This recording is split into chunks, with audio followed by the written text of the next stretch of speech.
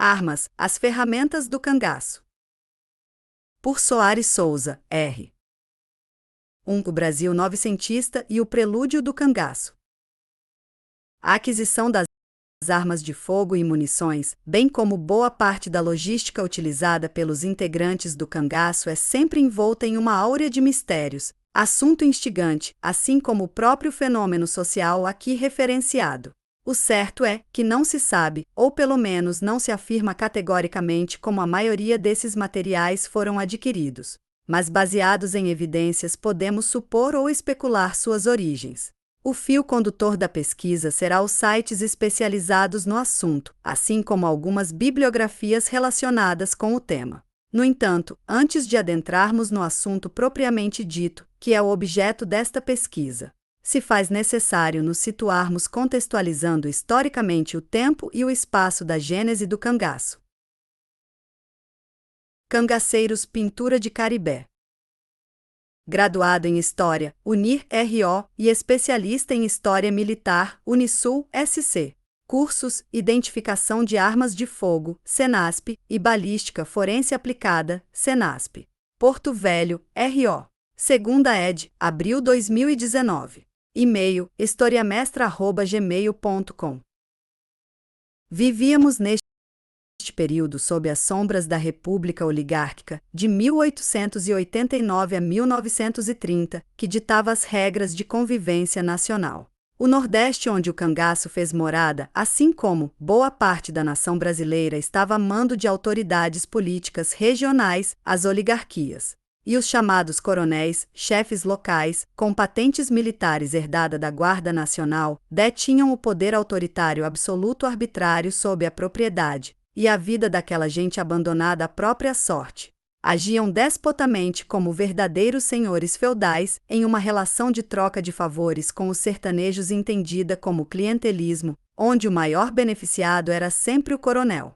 Segundo Veiga, 1994, desde a época colonial, durante todo o Império, até a República, quem mandava no país eram os grandes proprietários de terras, os latifundiários.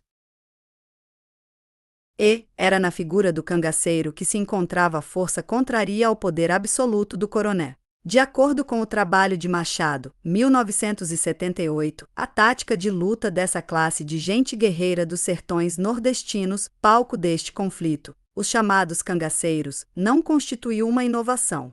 A história nos mostra esse tipo de lutas guerrilheiras, desde a mais remota antiguidade, na China, na Velha Grécia e na Antiga Roma. Espartaco, reunindo um grupo de escravos, lutou contra a tirania e a superioridade bélica de toda uma nação.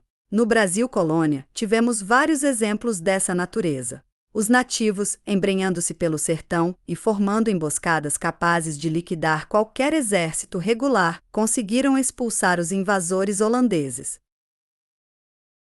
É fato que as políticas de Estado do pós-30 impôs duro golpe na organização do movimento cangaço, trazendo em seu bojo mudanças significativas na estrutura político-administrativa em todo o país.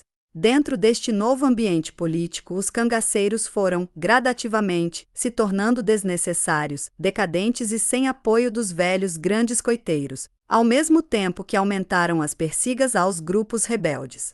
Políticas estas iniciadas, no Nordeste, no governo de João Pessoa na Paraíba, 1928-1930. Uma das medidas efetivas para retomar as rédeas da centralização do poder do Estado feita por João Pessoa incluía o desarmamento dos coronéis.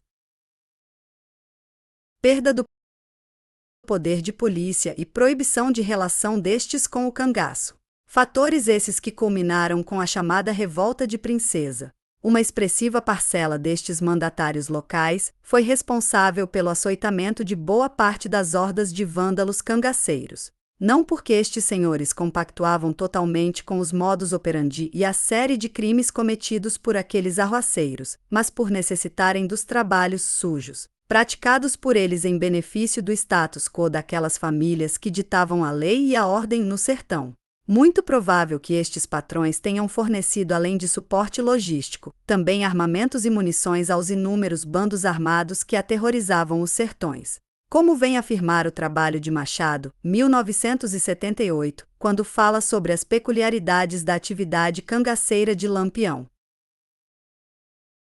Combatia os mercenários do coronelismo, mas para isso fazia aliança com outros coronéis que sustentavam com armas, munições, dinheiro e refúgio. Conseguiu organizar a mais perfeita rede de informantes e espiões que incluía padres, juízes, comerciantes, coronéis e até os soldados da polícia. Machado, 1978, p. 43.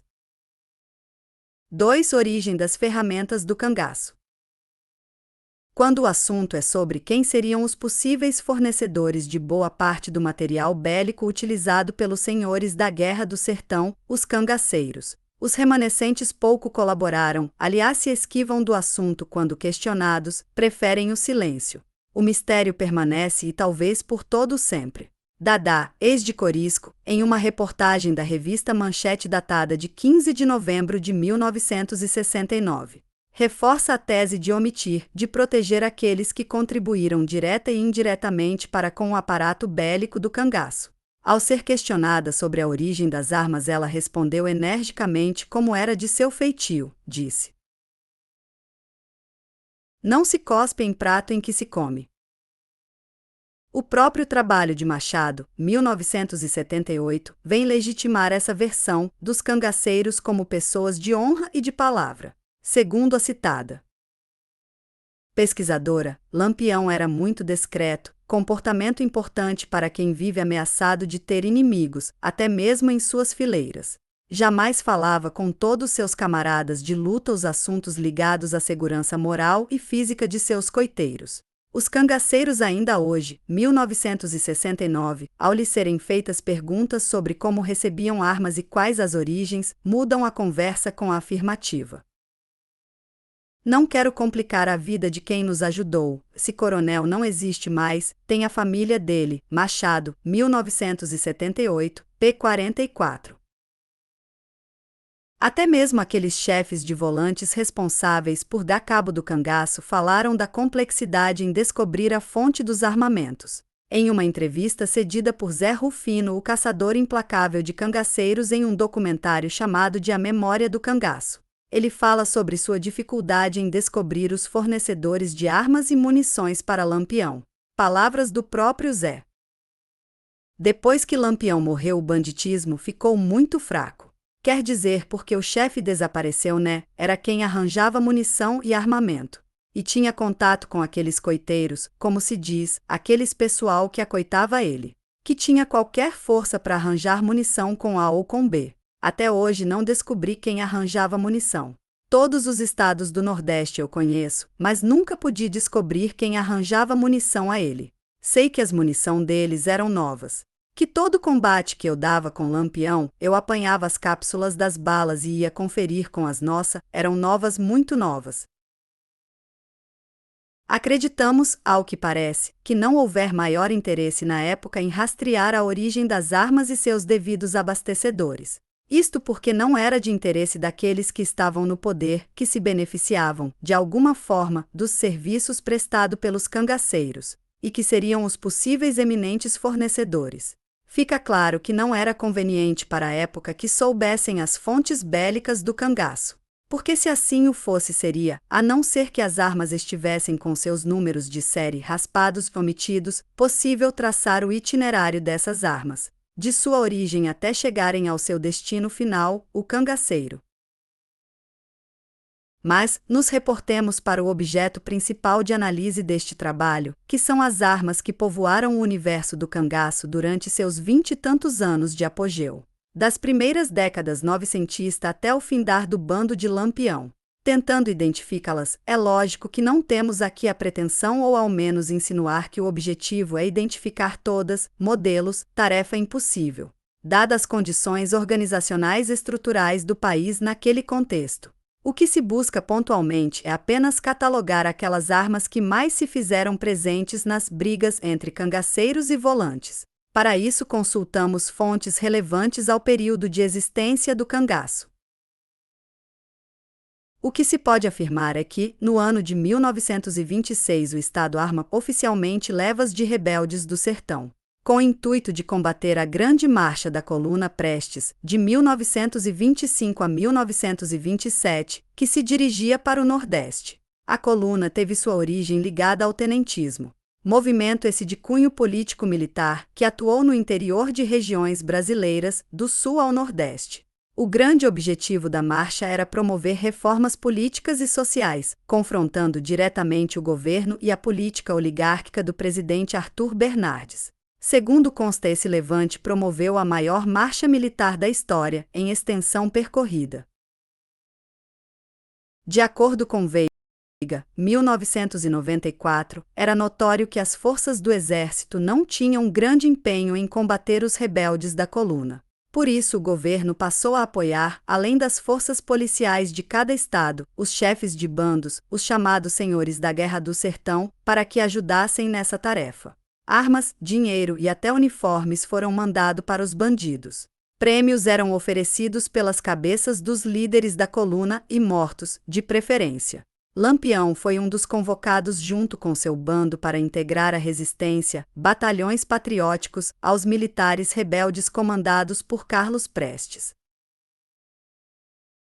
Lampião compareceu a Juazeiro diante de Padre Cícero e obrigou um funcionário do Ministério da Agricultura, única autoridade federal da região, a assinar a nomeação de Virgulino como capitão da reserva do Exército Nacional. Além do posto, Lampião e seu bando ganharam também armamento novo, rifles Mauser, aproveitando para jogar fora as velhas Winchesters que traziam. Com o armamento e a patente, Virgulino deveria combater as forças de Prestes pelo sertão.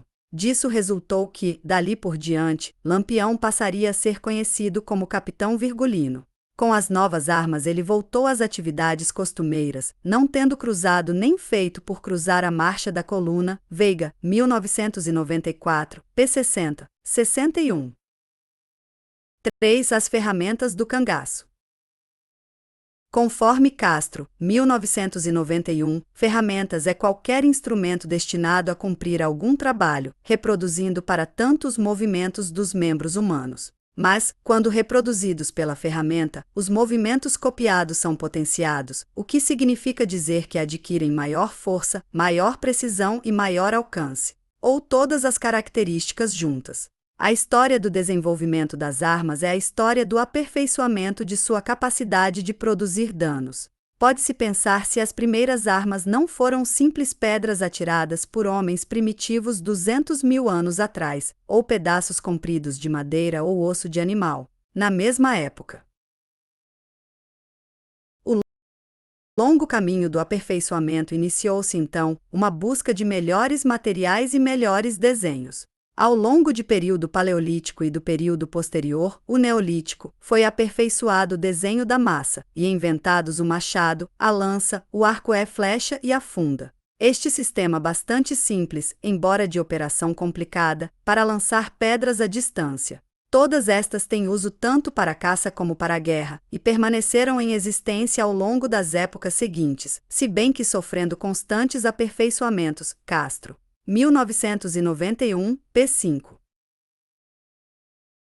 No entanto, segundo Castro, a grande mudança ocorrida com as armas foi sem dúvida a invenção da arma de fogo. Tecnicamente, as armas de fogo chamam-se mecanismos de arremesso pirobalísticos. Isto significa que a arma de fogo arremessa um projétil usando como fonte de energia um artifício pirotécnico, a explosão da pólvora ou do propelente usado. A arma de fogo foi uma grande revolução tecnológica que reflete mudanças profundas que estavam ocorrendo na sociedade europeia da Baixa Idade Média. Seu princípio de funcionamento é bastante simples. Dentro de um tubo, fechado numa das extremidades, coloca-se uma substância explosiva qualquer. Por tal substância é posto um projétil, e o tubo é apontado em direção ao objeto ao qual se quer atingir. A arma de alma raiada foi um grande aperfeiçoamento nas armas de fogo, mas poucas vezes poderemos falar de um melhoramento tão gradual quanto este. O princípio já era conhecido desde a antiguidade. A estabilidade de um projétil qualquer aumenta caso seja imprimido a ele movimento giroscópico, ou seja, movimento de rotação ao longo do comprimento. Os gregos já sabiam disso, e possuíam artefatos para imprimir rotação em seus dardos, o que fazia alcançar maior distância. Armas raiadas, chamadas carabinas na França e rifles na Inglaterra, tornaram-se muito comuns na Europa Central, principalmente para a caça. No século XVIII, os fuzis centro-europeus, levados para a América, deram origem ao popular rifle de Kentucky, largamente adotado durante a Revolução Americana. Castro, 1991, p. 42. Dada a explicação sobre as armas como ferramentas, voltemos ao nosso assunto propriamente dito. Há pouco consenso no que diz respeito aos modelos de armas empregados nessa guerra puramente nordestina, assim como em outros assuntos sobre o fenômeno do cangaço. No entanto, fica evidenciado que o tipo de armamento utilizado no período que se desenrolou o cangaço pode ser analisado a partir de dois recortes temporais, um antes e outro pós-1926. No entanto, é sabido que, nos primórdios do que viria a ser o cangaço, segunda metade oitocentista, as armas utilizadas, provavelmente, eram espingardas de anticargas com o sistema de pederneira e logo depois evoluído para sistema de percussão. Posteriormente, a partir da introdução do cartucho metálico, as armas passam a ser mais eficientes no campo de batalha, sendo assim requisitadas com maior frequência a partir de então. Evidente que o bando comandado pelo capitão Virgulino se tornou ainda mais letal em suas ações a partir da obtenção de armas de ponta, modernas, para a época, presenteadas pelo Estado na cidade de Juazeiro. Conforme os dados colhidos através das fontes pesquisadas, foi possível identificar algumas das principais armas que fizeram parte do cotidiano da guerra na Caatinga, sendo que muitas delas eram utilizadas tanto por volantes como por cangaceiros. A seguir listamos aquelas que mais são vistas em fotos e vídeos da época ou descritas nas pesquisas, livros, pertinentes e confiáveis sobre o tema. 3.1 Armas longas. Fuzil carabina Comblain, MOS 1871, cal 11 mm. Segundo Malan, 1988, p. 28, o fuzil Comblain, de um só tiro, foi adquirido pelo Império do Brasil através da reformulação do Exército pós-Guerra do Paraguai, proposta pelo Aviso do Imperador, de maio de 1872. Fuzil utilizado na primeira fase do cangaço, usados pelos cangaceiros que antecederam o mito Lampião. Este modelo de arma também era utilizado pelas volantes que combateram o cangaço nos seus primeiros anos de vida. Rifle Winchester, MOI 1873 e 1892, cal.44. Estes modelos tinham configuração oitavada, octogonal, para conferir maior peso e rigidez ao conjunto. Arma de repetição no qual o mecanismo a cada movimento manual efetua a extração da cápsula e o municiamento da mesma, através do sistema de pump action. MOI 1873. O modelo 1873 era popularmente chamado nos Estados Unidos de The Gun That Won the West, a arma que conquistou o Oeste. Aqui no Brasil era conhecido, na época do cangaço, como rifle papo amarelo devido a uma peça de latão exposta na parte inferior da caixa da culatra, parte posterior do mecanismo de disparo. Foi largamente usado até 1926, período inicial do cangaço. MOI 1892. O Winchester continuou a dominar o mercado norte-americano de rifles durante décadas com a apresentação de modelos como os 1876, 1886, 1892, 1894 e 1895, que se caracterizou por inovações no acabamento antes que a mudassem à parte tubular. Os rifles Winchester permaneceram bem populares nos Estados Unidos na Primeira Guerra Mundial e no período do Entre-Guerras, período este que corresponde com a existência do cangaço nos sertões nordestinos. Fuzis e carabinas Mauser, MOI 1894, 1908, 1898, 1922. 1908, 34 e 1935 cal 7 por 57 mm. No que diz respeito a este período da história nacional, o material bélico utilizado pelo exército era, quase em sua totalidade, de origem germânica. O fuzil era o Mauser 300.000 recebidos entre 1911 da Dinamarca e 1913. Os Madsen, expedidos desde 1907 da Dinamarca, nunca chegaram a destino. Malan, 1988, p. 36.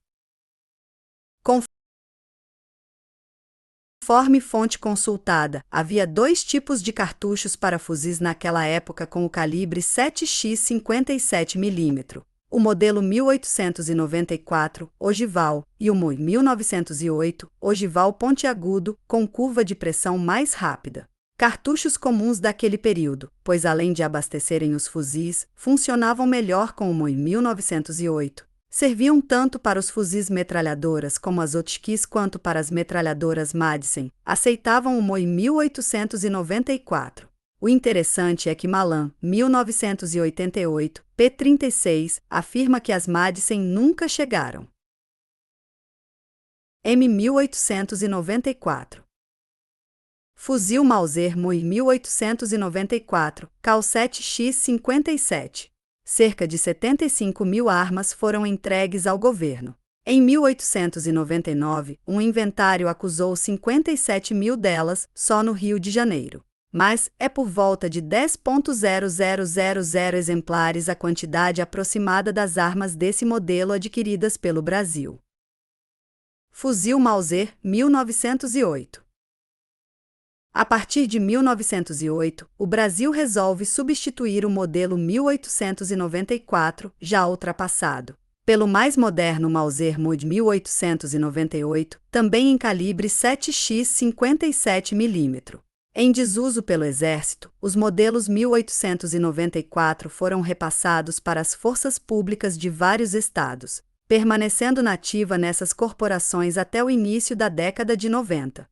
O modelo 1898 passou a ser denominado aqui de Mauser MOI 1908. O governo de Arthur Bernardes armou os batalhões patrióticos em 1926, inclusive o bando do Capitão Virgulino, com este modelo para combater a coluna de Prestes, provavelmente com fuzis remanescentes dos 400.000 adquiridos pelo Exército Nacional em 1908 para substituir o já ultrapassado MOI 1894. De uso exclusivo do Exército, por vez também utilizado pelas forças públicas, e adquiridas por fazendeiros os coronéis para armarem seus capangas e jagunços que protegiam suas propriedades. Foram muito usados também pelos integrantes da coluna Prestes. A munição era de fácil aquisição no comércio das grandes cidades. Carabina Mauser, 1922. Fuzil Carabina Mauser brasileiro, MOI 1922, cal 7x 57, carabina de cavalaria. Fabricado pela Fabrique National FN, belga. De uso reduzido ideal para a mobilidade das tropas de cavalaria.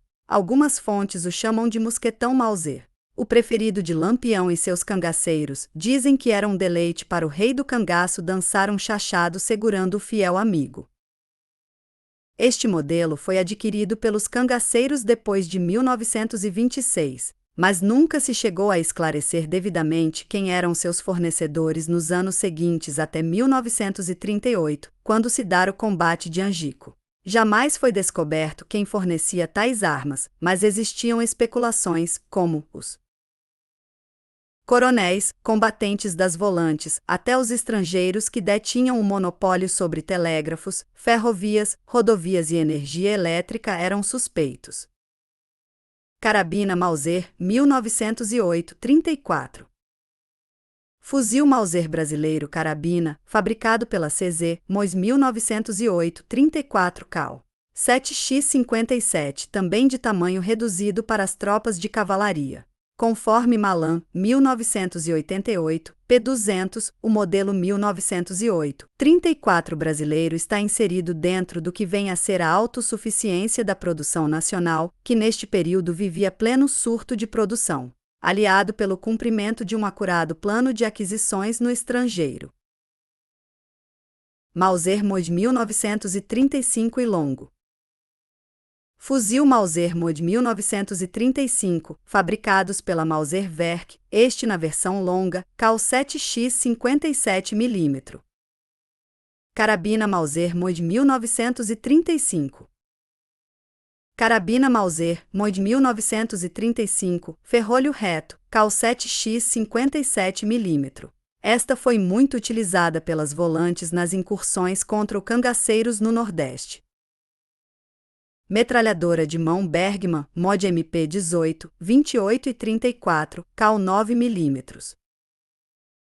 Existem pouca exatidão quanto aos modelos utilizados naquele período, visto que muitos que as descreveram em seus trabalhos não tiveram contato com as mesmas, quando sim, estes, poucos souberam informar seus modelos corretamente, visto seu desconhecimento muitas das vezes em relação à classificação, assim como nomenclaturas utilizadas na identificação de armas de fogo e no tocante a material bélico como um todo. Até mesmo na emboscada de Angico há dúvidas sobre os modelos e quantidades empregadas na ocasião.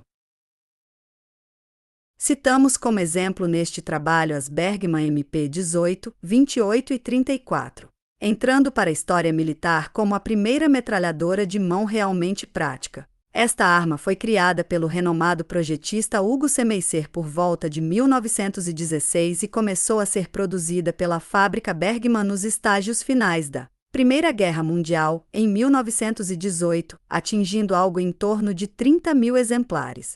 Estabeleceu um tipo de configuração que se manteria virtualmente inalterado por cerca de 20 anos em armas de vários outros países europeus. Olive, 1996, p. 29. MP-18, MP-28, MP-34. As Bergmann foram largamente utilizadas pelas forças volantes, principalmente nos últimos combates contra o cangaço. Alguns trabalhos de pesquisa chegam a citar até os modelos MP-24, 28 segundo, cal 7,63 mm e 32. Muito improvável. Segundo informes, duas dessas peças, provavelmente a MP-18, foram utilizadas pela volante do Tenente Bezerra no combate final de Angico, conhecida também como costureira ou matraqueira. Fuzil metralhadora Oshkis, M1922, Mo em 1909, cal 7 mm. Também não há consenso, exatidão nas fontes quanto aos modelos de Oshkis utilizados naquela época. Existe até mesmo quem descreve a Oshkis M1914 como participante do cerco a Angico, o que seria improvável dadas as dimensões e peso da mesma. Inadequada para a guerra de movimento como aquela empregada na Caatinga, mas muito provável que as utilizadas neste período tenham sido os modelos M1909 e M1922. M1909, M1922. Sendo uma das mais citadas a Oshkis Mo em 1922, arma de origem francesa fabricada no início do século XX. Inicialmente adotada pelo exército francês no ano de 1909, calibre 8 mm, com cartuchos Lebel 8x50R. Posteriormente, adquiridas pelo Brasil por ocasião da missão militar francesa junto ao exército brasileiro em 1922, com o calibre 7 mm Mauser 7x57. Devido seu baixo peso, a arma foi destinada à cavalaria. No entanto, há quem diga que o modelo mais provável de ser encontrado no interior do Brasil e, consequentemente, o utilizado pelas volantes e que foi muito usada pelas forças públicas brasileiras seria a Oshkis Mo em 1921, modelo este não encontrado por esta pesquisa. O que se pode constatar é que o Exército Brasileiro adquiriu o modelo 1909, no ano de 1922, ficando aquela conhecida por aqui como metralhadora leve Oshkis M1922. De acordo com Machado, 1978, Lampião mostrará desejo de comprar uma metralhadora por 100 contos de réis. A impressão que se tinha realmente era a de que Lampião sentia a necessidade de armar seu bando com armas mais potentes, porque a perseguição estava cada vez mais forte contra o bando José Rufino, volante que assassinou Corisco, disse que, se Lampião tivesse chegado a conseguir uma metralhadora, ninguém seria capaz de ir atrás dele. O mesmo ponto de vista tem José Bezerra. Se a metralhadora tivesse chegado a Lampião, Angico não teria acontecido. Machado, 1978, p. 129. O sonho de Lampião era armar seu grupo com uma destas, para poder igualar ao poderio bélico das volantes, assim como adquirir para si uma pistola C-96. Um de seus objetivos foi alcançado em 23 de abril de 1931 no combate da Lagoa de Mel Touro, com a volante baiana do tem Arsênio Alves de Souza. Nesse embate, morreram Ezequiel Ferreira, irmão de Lampião, e muitos soldados. Uma metralhadora Oskis foi abandonada no campo de luta, mas o esperto tenente, antes de fugir, levou consigo o precursor da aludida arma, para impedir que pudesse ser usada mais tarde. Desse modo, lá se foi o sonho de Lampião de possuir uma costureira. O Diabo Loiro foi alvejado e consequentemente morto pelos disparos de um fuzil metralhadora Oskis de cal 7x 57 mm como este, usado pelos soldados da volante do tenente Zé Rufino. Ao ser atingido Corisco ficou com as vísceras expostas e sua companheira Dadá, também baleada devido às rajadas de tiros, teve que amputar a perna atingida. 3.2 Armas curtas. Revólver Colt, Mod Police Positive, cal.32 SW e .38 SPL. Colt Cavalinho. O revólver Colt Cavalinho foi muito utilizado pelas forças públicas no Brasil. Por cangaceiros também, mas estes preferiam as pistolas pelo seu poder maior de fogo. Revólver Smith & Wesson, Military and Police, cal.38 a .44. SW Mod Militar Revólver Smith & Wesson, arma de porte usada pelos valentes tenentes João Bezerra e Zé Rufino no comando das volantes que adentraram nos sertões nordestinos à procura dos destemidos cangaceiros. Revólver Nagant, calibre .44. Os revólveres Nagant de fabricação soviética desempenharam importante papel por sua eficiência e poder de fogo nesse período. Apresentava-se em variados calibres como .44, .38 e .32. Nagant .44. Pistola FN Browning, cal 7,65 mm foram armas de dotação das Forças Armadas dos Estados Unidos e inúmeros países, inclusive o Brasil. No cangaço era utilizada normalmente pelas mulheres do bando. FN 1910. FN 1900. Uma pistola deste modelo encontrava-se com o cangaceiro Serra Branca quando ele e seu subgrupo de cangaceiros foram abatidos pela volante do tenente João Bezerra. Pistola Luger Parabellum, Mod 1906 e 1908, cal 9 mm e 7,65 mm. Esta pistola foi adotada pelo exército alemão em 1908 e 2 milhões de unidades foram fabricadas entre 1014 e 1918, sendo que continuou a ser produzida ao longo dos anos seguintes. A Luger teve suas origens em um projeto inicial de Hugo Borchardt em 1893. Mais tarde foi patenteada por George Luger, que a aprimorou e a desenvolveu para produção em série. A arma acabaria levando seu nome até o final.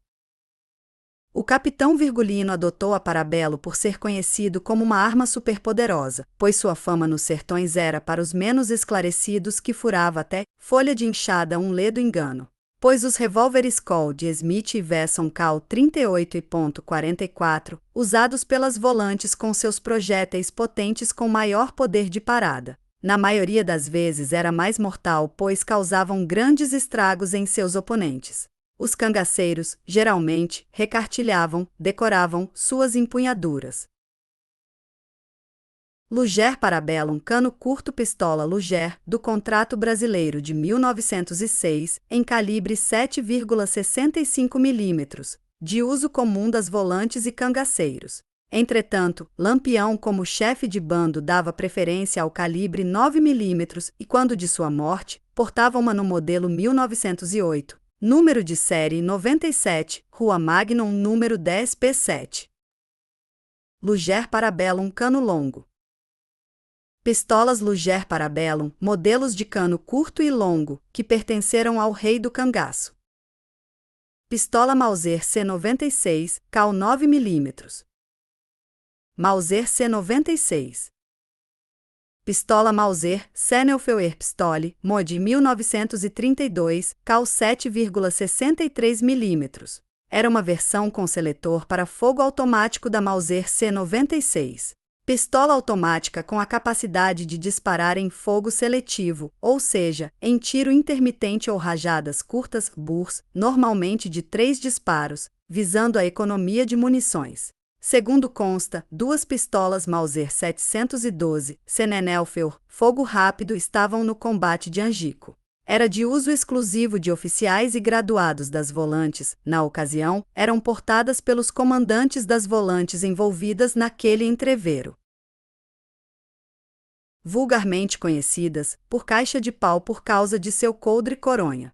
Em outras ocasiões portaram pistolas espanholas Royal, cópias deste modelo. Esta arma era desejada por muitos cangaceiros, inclusive por seu chefe maior, aquele que mais tempo permaneceu comandando um bando de cangaceiros, Lampião. De acordo com alguns pesquisadores, o rei do cangaço tinha uma vontade danada de possuir uma pistola dessas, a qual, como já sabemos, era de uso exclusivo das forças públicas e portada pelas patentes mais altas das volantes. 3.3 Armas pouco citadas. Citaremos aqui as armas que pouco aparecem em biografias e estudos referentes ao período que envolve o cangaço. Mas seguramente, podemos deduzir pelas evidências e contemporaneidade destas com aquelas já citadas que, provavelmente, tenham feito parte de algum duelo, assim como das refregas ocasionadas pela guerra na Caatinga. Fuzil Gewehr, mod 1888, cal 7 9x57, fuzil da Comissão Alemã. Fuzil Mannlicher, M 1888, cal 7 mm x57. Carabina Colt Lightning Relâmpago, cal .44-40. Carabina Marlin, mod 1894, cal .44-40. Pistola espanhola Ruby, mod 1914, cal 7,65 mm. Pistola Royal, cal 9 mm. Revólver espanhol Orbea Hermanos, OH, cal .32. Revólver SW, número 3, cal .38 e .44. Revólveres de Maria Bonita. Segundo fonte pesquisada, estes revólveres pertenceram a Maria Bonita. O primeiro modelo aparece empunhado por ela em foto de Benjamin Abraão. Já o segundo foi encontrado entre os seus objetos logo após a emboscada de Angicos. Parecem se tratar de revólveres SW em cal .32, calibre este mais adequado para a defesa pessoal das mulheres do bando. Revólver Webley, Royal Irish Constabulary, cal .455. Revólver Gerard, cal .380. Revólver de bolso Bulldog, cal .22 LR, .320. Revólver de bolso Velo Dog, cal .22 LR, .320. Garruncha de 2 canos, cal .22 LR, .320.380. 3.4 A cotelaria do cangaço. As armas brancas deste período, a exemplo do punhal, eram sempre carregados de forma ostensiva, transversalmente ao abdômen que servia de perfeita moldura, e sustentados pelo cinturão de balas. Possuíam lâmina de aço, normalmente 15 cm de cabo e 67 cm de comprimento. Utilizado apenas como arma perfurante, por não possuir fio em nenhum dos lados, mas apenas a ponta extremamente afiada própria para sangrar. Capitão Virgulino trazia junto de si medindo 78 centímetros de lâmina. Os punhais eram usados tanto pelos cangaceiros como pelos integrantes das volantes. Os facínoras tinham o hábito de sangrar seus inimigos com uma estocada no pé-garganta ou sobre a clavícula. As lâminas compridas e pontiagudas eram letais pois perfuravam os órgãos internos, coração e pulmão, das vítimas causando-lhes hemorragia e, consequentemente, a morte da vítima. Um típico punhal nordestino. Era uma peça da indumentária que recebia tratamento diferenciado, motivo de orgulho e vaidade de seus proprietários. A vaidade de cada um se manifestava neles de diversas maneiras, pelo material com que era produzida a lâmina, a composição de sua empunhadura e sua bainha, o coteleiro que o confeccionou, seu comprimento e a habilidade que cada um possuía ao manejá-lo. Alguns coteleiros se tornaram famosos nessa época, tais como o caso da família Caroca na Paraíba e da família Pereira no Cariri cearense. A forja e montagem desses punhais eram feitas em locais denominados tendas, que nada mais eram que rústicas cotelarias bastante disseminadas pelo Nordeste, em especial nos estados da Paraíba, Rio Grande do Norte, Pernambuco e Ceará, onde a movimentação de cangaceiros era intensa. A estética e características gerais de forma, tipo de cabo, comprimento de lâmina e material e modelo da bainha era função da criatividade do coteleiro e dos recursos de quem encomendava o produto. De maneira geral, o punhal tinha forma bastante esguia, longa e fina, arrematado pela empunhadura. As bainhas também eram caprichosamente elaboradas, quase sempre por terceiros, podendo ser de couro ou metal. Com relação ao comprimento do punhal, no cangaço parece não ter havido uma relação direta entre o tipo e a hierarquia interna do grupo. Tudo era exatamente uma questão de gosto, vaidade e dinheiro. A eficácia do punhal nordestino se assemelhou ao da rapieira, espada medieval. Eram armas de lâmina muito comprida, de duplo corte, o que diferia do punhal, e sem corte, e dotadas de guarda sofisticada, formada por barras e anéis. A arma toda era muito delgada e leve, algumas não chegando a pesar 600 gramas. Um tal aperfeiçoamento só possível devido à grande melhoria técnica porque passou a metalurgia no final da Idade Média, Castro, 1991, p. 23. Punhal de lampião. Este punhal em prata e cravejado de ouro com folha de aço, medindo 80 centímetros. Pertenceu a Lampião, que chegou a afirmar que esta arma era abençoada pelo rei Salomão com as estrelas de Davi. Facão de Lampião. Facão curto de lampião, ornado com cabeça de gavião guarnecido por cachorro. De acordo com fontes, o capitão Virgulino usava-o logo abaixo do sovaco, deixando o cabo exuberante à vista dos seus cangaceiros. Naquele tempo existiam 3 qualidades de facões no Brasil, todos eram fabricados e importados de outros países como da Alemanha, o Collins seu Legitimus, o inglês jacaré e o 3 listras da corneta. Punhal de Maria Bonita. Este exemplar de punhal curto pertenceu a Maria Bonita, manufaturado por José Pereira de Jardim em ouro e marfim. Pertences de Maria Bonita, Museu Casa de Maria Bonita. Punhal de corisco. Este punhal língua de peba, designação popular de um modelo típico de lâmina triangular usado nas regiões norte e nordeste do Brasil, por sua lâmina de seção triangular ser semelhante ao formato da língua do tatu-peba. Documentalmente, o primeiro registro que se tem do uso desse tipo de punhal foi na Guerra do Paraguai. São raros, principalmente os confeccionados com requinte. Este modelo pertenceu a Corisco, famoso cangaceiro comparsa do capitão. 3.4.1 Modelos de punhais e facas do cangaço. Modelo Baixada Verde. Modelo Caroca. Modelo Empunhadura, Embuá. Modelo Franqueira. Modelo Jardineira. Modelo Lambideira. Modelo Mineira. Modelo Pajeuzeira. Modelo Parnaíba. Modelo Pasmado. Modelo Sorocabana. Considerações finais. Fica evidente ao concluir a pesquisa que existem algumas nuances sobre o tema cangaço que precisam ser esclarecidas, comprovadas, discutidas cientificamente. Principalmente quando o assunto são as armas que estiveram nas cenas de Bang Bang, típicas de faroeste americano, protagonizadas por aqueles atores sociais da Caatinga. pois mesmo que tenha um certo consenso quanto a alguns modelos utilizados, ainda assim, não se afirma categoricamente, havendo com isso dúvidas que deixam um rastro de certa complexidade e incertezas.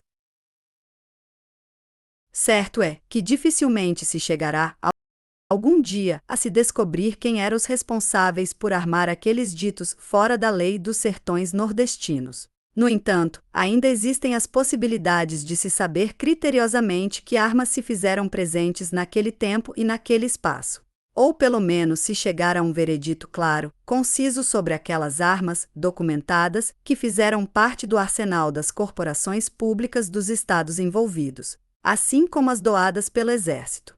Até mesmo buscar nos registros das ocorrências que envolveram confrontos belicosos entre aqueles do Estado e os do cangaço, para que se possa tecer juízo sobre as ferramentas utilizadas no cangaço. O que precisamos realmente são de pesquisadores interessados, dedicados com o tema. E estes precisam ir até as fontes, primárias, secundárias, seja aquelas públicas ou privadas, ou até mesmo aquelas que fazem parte do patrimônio imaterial, pois esses arquivos precisam ser abertos e esvaziados, consultados, por aqueles que têm o dever e obrigação de preservar a memória dessa parte significativa da história nacional.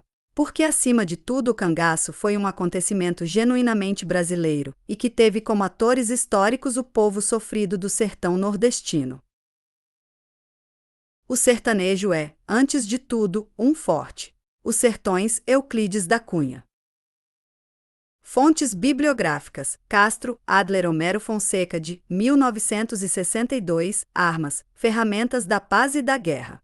Rio de Janeiro, Biblex, 1991. Machado, Maria Cristina Mata. As Táticas de Guerra dos Cangaceiros. São Paulo, Editora Brasiliense, 1978. Malan, Alfredo Souto, de 1908 a 1982. Missão Militar Francesa de Instrução junto ao Exército Brasileiro. Rio de Janeiro, Biblex, 1988. Olive, Ronaldo.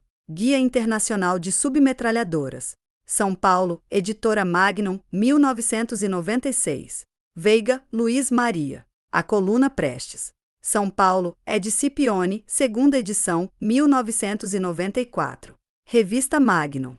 As Armas do Cangaço. Ano 2, número 10, Editora Magnum, P6 e 10. Sites recomendados para melhor compreensão do tema: Armas do Cangaço, Proteção e Ostentação, Sertão Afiado, Os Brinquedinhos que Mataram Lampião. http://lampiãoaceso.blogspot.com.br http://lampiãoaceso.blogspot.com.br Armas de Angico http://cariricangaco.blogspot.com.br 2010 os eternos mistérios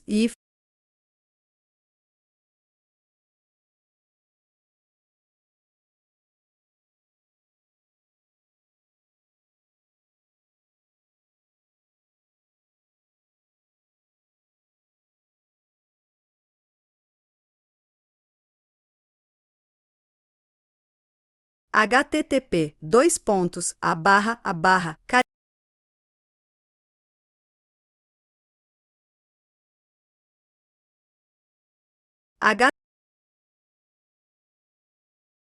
http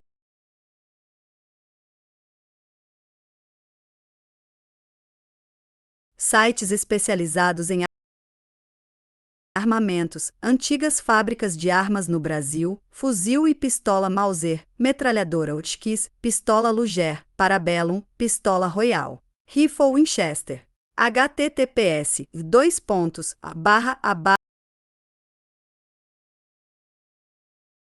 Fontes audiovisuais,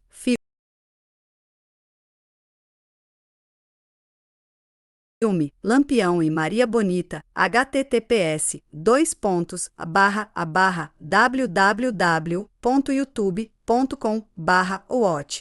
Ponto de interrogação ou V igual, sublinhado.